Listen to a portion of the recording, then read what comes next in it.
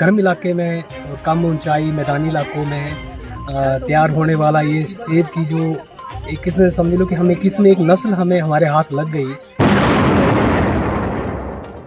नमस्कार, स्वागत है ਤੁਹਾਡਾ ਆਪਣਾ ਪੰਜਾਬ ਚੈਨਲ ਤੇ। ਅੱਜ ਤੁਹਾਨੂੰ ਵੱਡੀ ਖੋਜ ਸੰਬੰਧੀ ਜਾਣਕਾਰੀ ਦੇਵਾਂਗੇ। ਅਕਸਰ ਸੇਬਾਂ ਦੀ ਖੇਤੀ ਠੰਡੇ ਤੇ ਪਹਾੜੀ ਖੇਤਰ ਵਿੱਚ ਹੁੰਦੀ ਆਈ ਹੈ, ਪਰ ਵਿਜੇ ਸਿੰਘ ਜੋ ਕਿ ਹਿਮਾਚਲ ਦੇ ਜ਼ਿਲ੍ਹਾ ਕਾਂਗੜਾ ਸ਼ਾਹਪੁਰ ਦੁਰਗੇਲਾ ਦੇ ਰਹਿਣ ਵਾਲੇ ਹਨ, ਜਿਨ੍ਹਾਂ ਨੇ ਦਾਅਵਾ ਕੀਤਾ ਕਿ ਹੁਣ ਸੇਬਾਂ ਦੀ ਖੇਤੀ ਗਰਮ ਅਤੇ ਮੈਦਾਨੀ ਇਲਾਕੇ ਵਿੱਚ ਵੀ ਕੀਤੀ ਜਾ ਸਕਦੀ ਹੈ, ਜਿਸ ਦਾ ਲਾਭ ਹੋਰਨਾਂ ਸੂਬਿਆਂ ਦੇ ਕਿਸਾਨ ਵੀ ਉਠਾ ਸਕਦੇ ਹਨ ਅਤੇ ਸੇਬ ਦੀ ਖੇਤੀ ਨਾਲ ਬਾਗਬਾਨੀ ਤੇ ਕਿਸਾਨੀ ਨੂੰ ਪਸੰਦ ਕਰਨ ਵਾਲੇ ਮਾਲਾ ਮਾਲ ਹੋ ਸਕਦੇ ਹਨ। इस संबंधी की कहा विजय सिंह ने, देखते हाँ पूरी रिपोर्ट।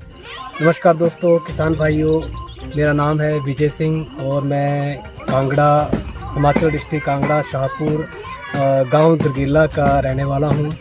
और मैं हाल ही में 1 साल पहले अभी आर्मी में था, 2 रेजिमेंट थी मेरी, वहां से अभी रिटायर आ चुका हूं। तो मेरे आने से पहले ही मेरे फादर साहब हैं जो भी आर्मी से रिटायर हैं, उन्होंने पिछले 4 साल तकरीबन 4 साल होने वाले अभी दिसंबर जनवरी हो जाएंगे, ये जो ऑर्गेनिक एप्पल का ये इनके दिमाग में प्लान सूझा। ये वैसे तो फादर साहब पहले से ही आर्मी से रिटायर आने के बाद इनका खेती और ये बागवानी की तरफ काफ़ी रुचि थी उनकी, तो काफ़ी वैरायटीज़ पहले और भी लगा रखी हैं। फिर इसके बाद जब ये इस वैरायटी के बारे में हमें पता चला, ये गर्म इलाके में और कम ऊंचाई मैदानी इलाकों में तैयार होने वाला ये सेब की जो एक किस्म समझ लो कि हमें किस्म एक नस्ल हमें हमारे हाथ लग गई 4 साल पहले। तो ये अभी पेड़ जो है आप देख रहे हो, ये 4 साल के होने वाले हैं और इसमें फरवरी मंथ में तकरीबन फूल पड़ जाता है इन पेड़ों में, और फरवरी फिर मार्च और अप्रैल इसमें फिर फूल के बाद ये धीरे धीरे जो इसका फ्रूट बड़ा होना शुरू हो जाता है। इसके पौधे पहले हम लेके आए थे एक नर्सरी यहाँ पर पालमपुर में, वहाँ से लेके आए थे। तो हमें ये पौधे काफ़ी हाई कॉस्ट में लेने पड़े, लेकिन चलो यहाँ पर एडजस्ट हो गया और हमारे इस इलाके में ये चीज़ जो है तैयार हो चुकी है। ये अब पूरे ओवरऑल इंडिया में ये जो ब्रीड है एप्पल की ये लगने वाली है, धीरे धीरे बढ़ भी रहा है। स्टेट में ये आउट स्टेट में जो इसका पिछले सीजन में इसके पौधे जा भी चुके हैं और काफ़ी इसका मतलब हमारे जो दोस्त किसान भाई हैं काफ़ी इसकी तरफ एग्रेसिव भी हो रहे हैं, और धीरे धीरे कई दोस्तों किसान भाइयों तो कि अभी तक पता नहीं है। मैक्सिमम मान लो कि 4 से 5% लोगों को अब तक इस चीज़ के बारे में पता है, बाकी जो 95-96% लोगों को पता ही नहीं है इस चीज़ के बारे में। तो दोस्तों, इसके साथ यही मैं आपको एक आपके साथ जानकारी साझा करूंगा कि ये अगर ऑफ सीजनेबल हाइब्रिड सेब तैयार हो रहा है, ये बिल्कुल पूरी तरह से ऑर्गेनिक है, तो इसके साथ साथ में कुछ इसमें बीमारियां भी हैं। बीमारी कुछ ज़्यादा खास नहीं है, आम रूटीन में जो हम कोई दूसरा फ्रूट का पेड़ लगाते हैं घर में, उसकी भी देख रेख करनी पड़ती है, तो देख रेख उसी की तरह सेम है। बट क्या कि इसमें एक कैंकर नाम की बीमारी है, उसकी इलाज बिल्कुल सिंपल है। उसका जो एक हमारे हमारा ब्लॉक है या फिर जो बीजों की दुकान है, उसमें ब्राइटॉक्स करके एक दवाई मिलती है, उसका आप उसको लेप करिए और टाइम टू टाइम इसका पानी वगैरह रख रखाव कीजिए, पेड़ को कुछ नहीं होने वाला। और बरसात के दिनों में ये जो आप पेड़ देख रहे हैं, तो इसके नीचे बरसात के दिनों में पानी खड़ा नहीं होना चाहिए, उससे भी जो हमारा पेड़ जो उसकी जड़ें सड़ सकती हैं।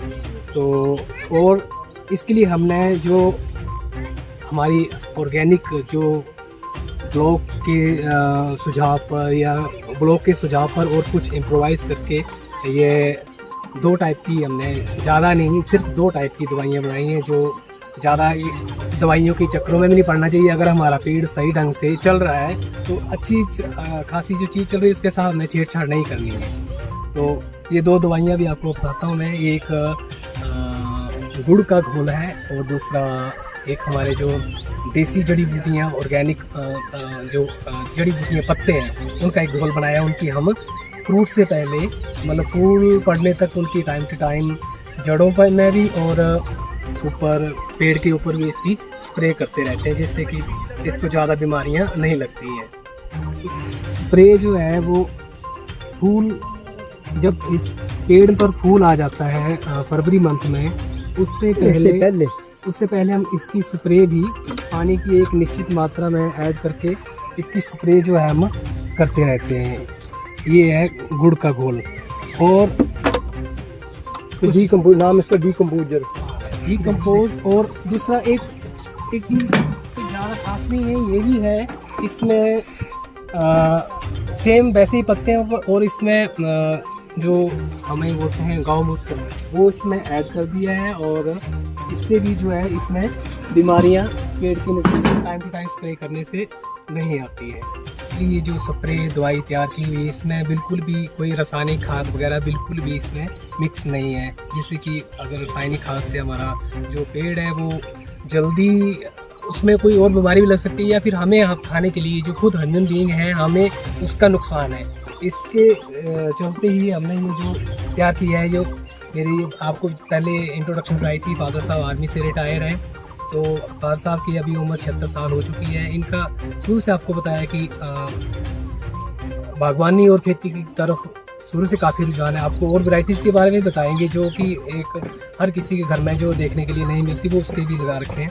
तो अभी आपको फादर साहब बताएंगे कि ये जो कैसे पत्तों को और ये गुड़ का घोल डीकम्पोज करके बनाया गया है, इसमें कौन कौन से पत्ते मिक्स किए हैं, अभी फादर साहब बताएंगे। किसान भाई मेरा नमस्कार। ये बनाया है, इसमें नीम के पत्ते, दे के पत्ते, सफ़ेदा और कनियार, इन चीज़ों का घोल बनाया है पौधों के लिए। तो दोस्तों वो किसान भाइयों को मैं आपको टाइम टू टाइम अपनी नेक्स्ट वीडियो में उसमें डालता रहूँगा, ताकि आपको इसके बारे में अवेयरनेस रहे कि इसको लगाना कैसे है, करना कैसे है।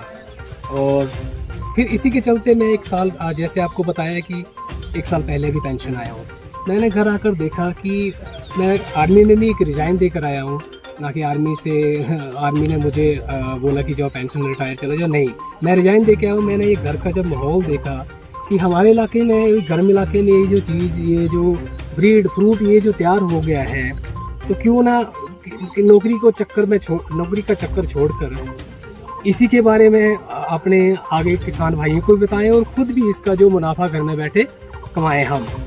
तो इसी के चलते मैंने आपको जैसे बताया कि ये पेड़ हमने एक ज़्यादा कॉस्ट में ख़रीदा है।